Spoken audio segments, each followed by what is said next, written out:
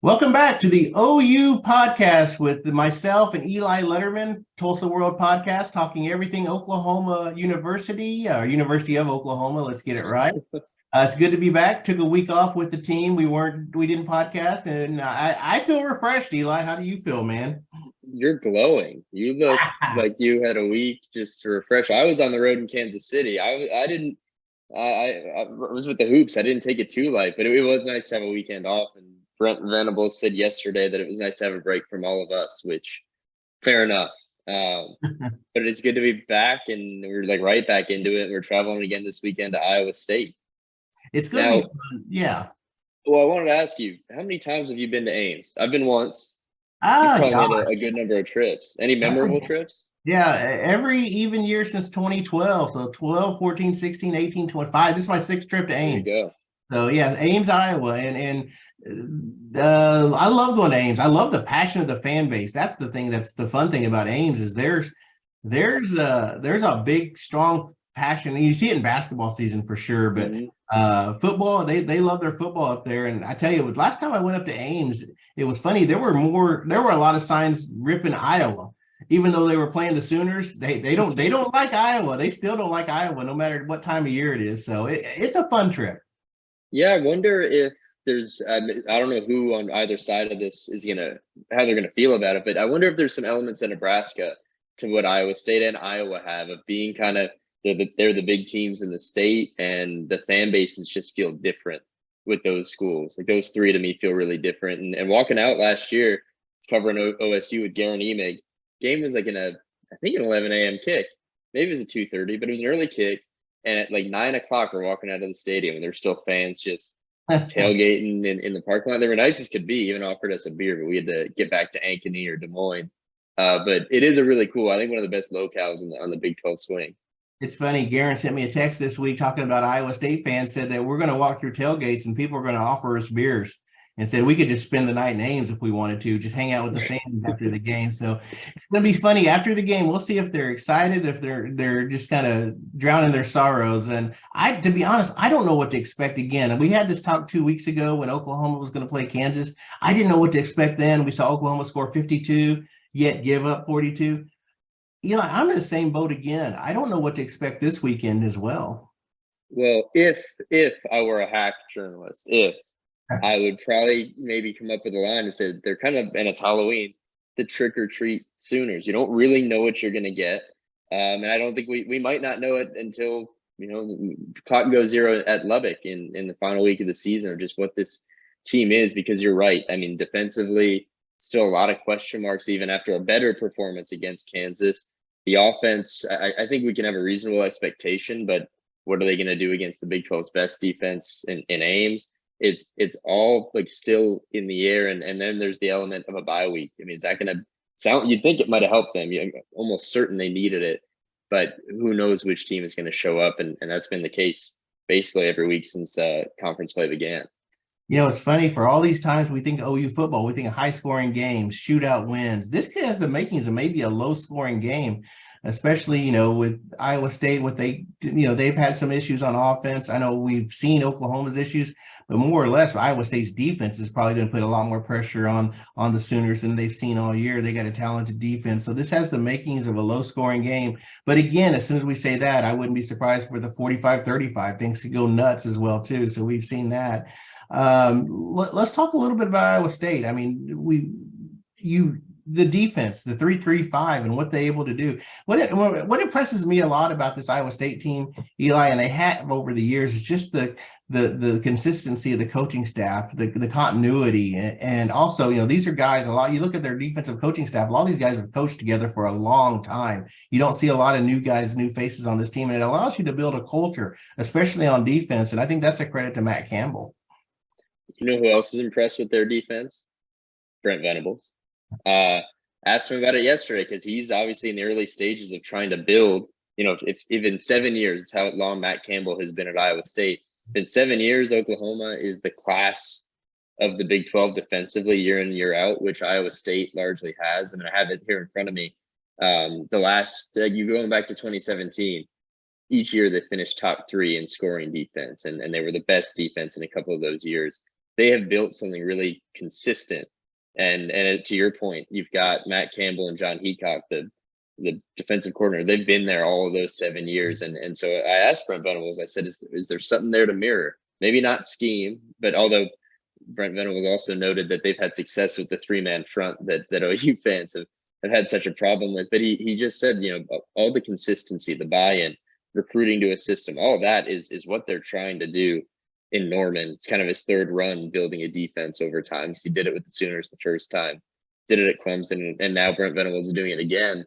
And I think, they're not there yet. Even if they put in a good defensive performance on Saturday, the Sooners are not where Iowa State is or where Brent Venables wants them to be yet. But on the other sideline, there's absolutely going to be a pretty good example of what Brent Venables wants to do and wants his defense to be at Oklahoma, because once again, Iowa State is just, they are the defense in the league, and it's what's going to be the challenge for the Sooners this week. You look at him, and Brent Venables mentioned this yesterday during our Tuesday press conference. We're taping on Wednesday. That you look at, they lead the Big 12 in scoring offense or scoring defense, in rushing defense, and passing defense, and total defense. I mean, that's the grand slam basically of defenses, and they're doing it like they've always had. And I think that even puts the onus more on Jeff Lebby in this offense. I mean, he's going to have to be real methodical with what he does offensively to try to move the football against this Iowa State team. I mean, you look at what they did against TCU, the 10-9 game. Was it TCU? Yeah, 10-9. This is a TCU offense that's moved the ball a lot, scored a lot of points. They held them to 10 in Ames a couple of weeks ago. So that's going to be interesting on Jeff Lebby's part to try to figure out ways to find chinks in this defense. I don't know if you can, the armor. I just don't know if you can, because they do so many things so well. And Dylan Gabriel, he's going to have to be on point. They're going to have to be able to run the football. And Eric Gray's really, really playing well too as well. So I'm just curious how that's going to play out. And the other side of it, there's kind of a push and pull versus this Iowa State offense and the OU defense. On one side, you've got the lowest scoring offense in the league. They've lost their last 4 games, all conference losses, by 14 points total. And it's not the defense's problem, that's for sure. It seems to be this offense. But on the other side of that, well, on the other end, you've got an Oklahoma defense. We've seen what they've done in conference play. They've struggled. But on that offense, I'm so fascinated by Xavier Hutchinson, the wide receiver from Iowa State, who's got 67 catches. 67. They've played 7 games. That's like 10 catches a game. And they're going to feed him. And teams know they're going to feed him. And it's one of the things they do well. Maybe that's their problem, is they've got to feed one guy. But even talking, I asked Woody Washington about that. And just when you go in, not again, they've gone up against teams with weapons, but this is a team where you can just pencil in, X number of targets, perhaps X number of catches. And he said it wears on you, and you really have to stay focused on a guy like that. So maybe that's the number one X factor. Stop Xavier Hutchinson, and this defense will do its job. They don't, and we're looking at another, performance, even like the one against Kansas, where they allowed 42 points. This might not go the way Sooner fans want it to. Another name that we talked about yesterday and brought up with Brent Venables was Billy Bowman.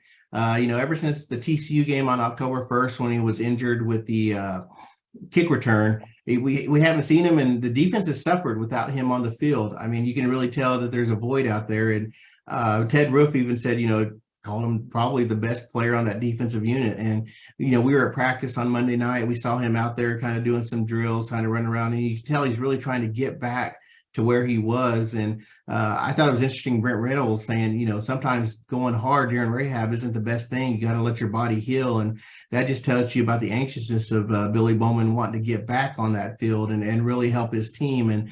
And so there was no timetable set with Bowman by Brent. Said we still don't have a date when he can come back. But I just think that you're going to see an impact when he comes back, but it's just going to be when. That's the key.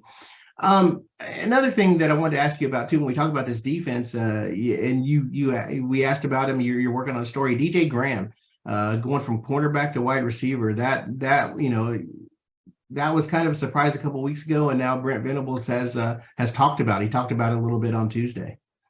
Yeah, I mean, we asked Monday. We asked both coordinators, and they deferred to the head coach. Mhm. And yesterday, Brent Venables. I mean, he was pretty brief, but just said that when the new coaching staff came in, that from the sound of it, that was DJ Graham's opportunity to express that his passion lies with playing wide receiver. He made the move to defensive back early on in his OU career. That was where Lincoln Riley's staff with Alex Grinch wanted him, and he saw a better path of playing time there. But bottom line is he's deep down is a receiver, wants to be a receiver, and so 9 months after letting the staff know that was the case, they finally made that move.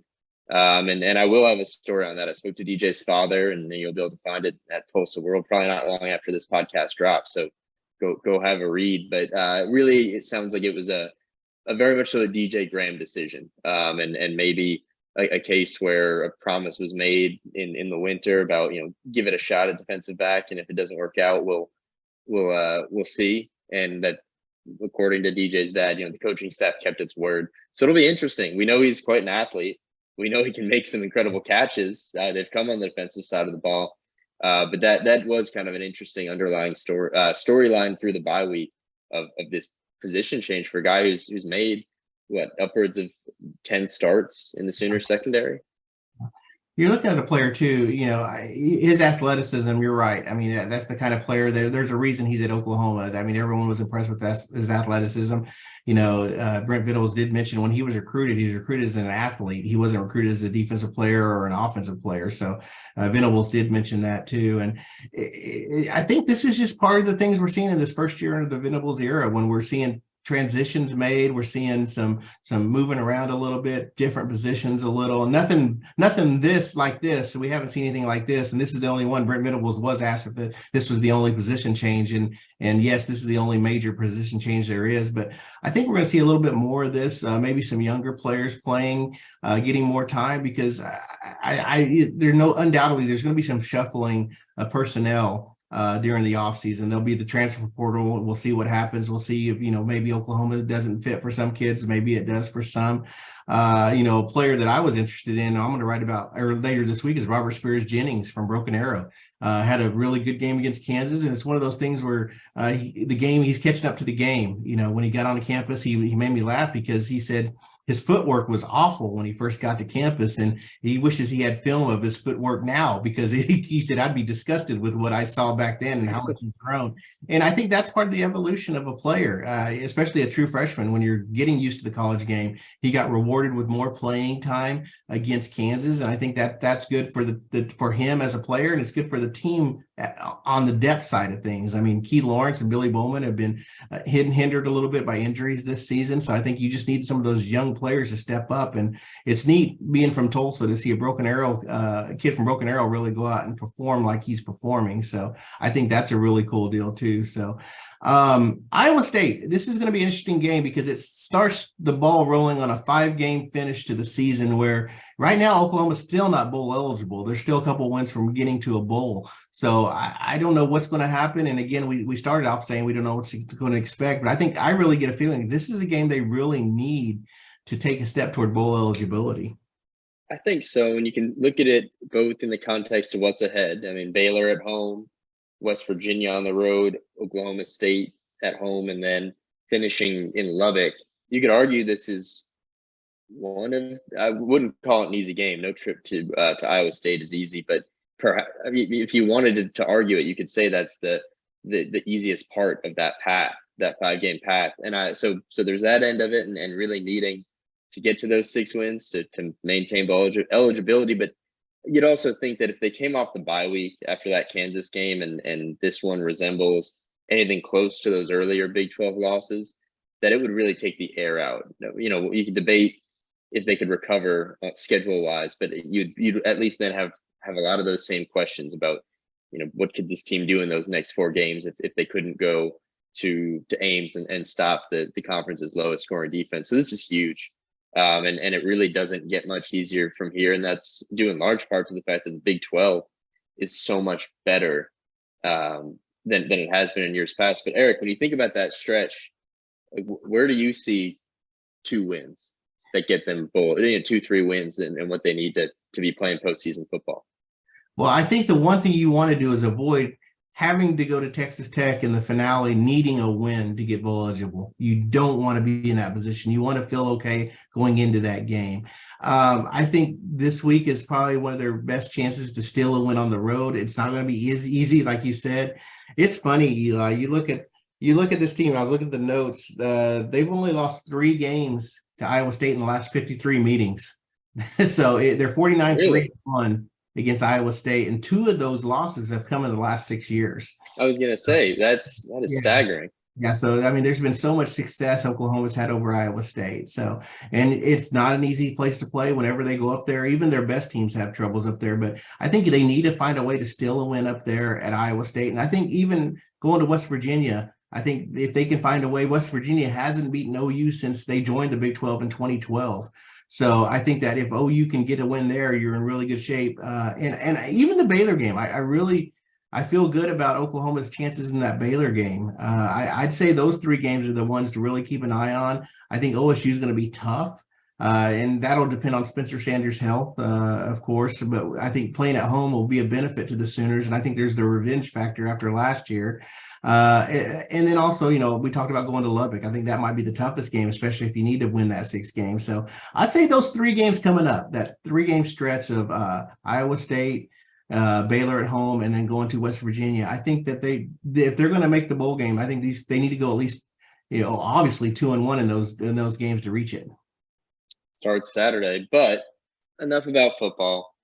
Last night, Lloyd Noble Center, Oklahoma Sooners men's basketball program and Oklahoma City University played a barn burner of an exhibition. We got our first look at this really new look OU men's basketball team, because they've got, depending on if you're counting the walk-ons and all that, I mean, they've got 5 returners and about 8 new faces. And so it really was interesting to get that first look at everybody. Sooners didn't shoot especially well. I think they only had 4 games where they shot as poorly from 3-point range last year as they did last night. Some guys, mixed performances. Grant Sherfield, Joe Bamisile, kind of mixed debuts. Some really impressive debuts for 2 freshmen, Milo Suzan and Otega Owe, and Tanner Groves looked bigger as he got. He put on 14 pounds this offseason, but and showed it. And he kind of has said he's feeling that translation onto the court. So interesting first look. They have a Saturday scrimmage now with Oregon in Las Vegas. They call them secret scrimmages, but you can find the whole schedule online if you with one click. So I don't know how secret we're talking, but that's the skinny right now on Porter Moser and co. With that November 7th opener coming, I think sooner than any of us are ready for. Yeah, Bamisile, what impressed me, I watched a little bit of the game last night, just his ability to rebound early, especially early, man. He was all over the place. They'll make their shot. They were missing what Bijan Cortez didn't play yesterday too. So okay, who's the dog? That's the first time I've seen a dog. Man, yeah, this is Crew. Dog's sitting right now. He might actually need to go. I think that's what he's indicating to me. He's got to go out. So we might have to wrap this up at some point. But yeah, Crew's been mostly quiet to this point, but I'm doing some dog sitting right now. Hey, buddy. Awesome. That's funny. No, yeah. I think Bijan Cortez brings a lot to the team, and I think once you get him in the mix, you'll see things. But concussion protocol, is that what that is? Yeah, he was cleared actually to play last night, according to Porter Moser, and they just said we're not going to chance it or anything. But that's encouraging. Luke Northweather is the other scholarship guy out, the freshman. Porter said he might even be available for Saturday, the scrimmage, but if not, November 7th. They should have everybody. And they're going to be interesting to see. And to your point on Joe, Bamisile, for instance, he didn't have a great offensive night, but he showed what he could do even on a bad night, was 9 rebounds. And I think you saw that from some of these guys. Maybe that's what they didn't have last year. Grant Sherfield had a rough first half, and in the second half, he rebounded and looked kind of like that preseason newcomer of the year, veteran guard you were expecting. So there's stuff there. And come on, it's an exhibition. If they shoot like that the rest of the way, they'll be in trouble, but I don't imagine they will. So it was interesting, that first look to get to this group. Well, good things. And also one more, baseball, I guess. Did you make it to baseball availability? Oh, yeah. I had a marathon day in Norman yesterday, and we talked to Skip Johnson and a couple of returning guys from last year's team. And it was, I think, really our first chance to get some insight over there since Omaha. and hearing about both capitalizing, I mean, certainly Skip Johnson on the recruiting trail because he had to replenish this roster, capitalizing on what happened in Omaha, taking the good from it, but largely saying like that's the past. This team is completely different. So many guys went to the pros after that. And the fact is that buys you nothing now, as a lot of teams have learned. So now it's about turning the page, but doing so with a bit more confidence. I think that was what stuck out. We heard it from Kendall Pettis, said, last year we had to learn that we were this good or that we could do this. Now they know it, and they at least feel like there's no reason they shouldn't be going back. But it's October 25th. They probably don't get started till late February, so they've got some time. Well, it's funny because you look at setting the foundation with Brent Venables is trying to do with the football program. I think we've seen it with Skip Johnson, so I think that's huge too. All right. Well, Eli, we'll be back next week to revisit the Iowa State game and look forward to a home game against Baylor. To everyone out there, thanks again for listening to our podcast. You can find it on any platform, Zoom, Spotify, Google, Zoom. Excuse me. Let's start over. That'd be cool if you could find it on Zoom, Google, Spotify, or Apple, any platform you listen to. And also all our content, TulsaWorld.com. We're keeping busy, and we appreciate everyone that reads. So until next week, thanks for listening, watching the OU Football Podcast with the Tulsa World.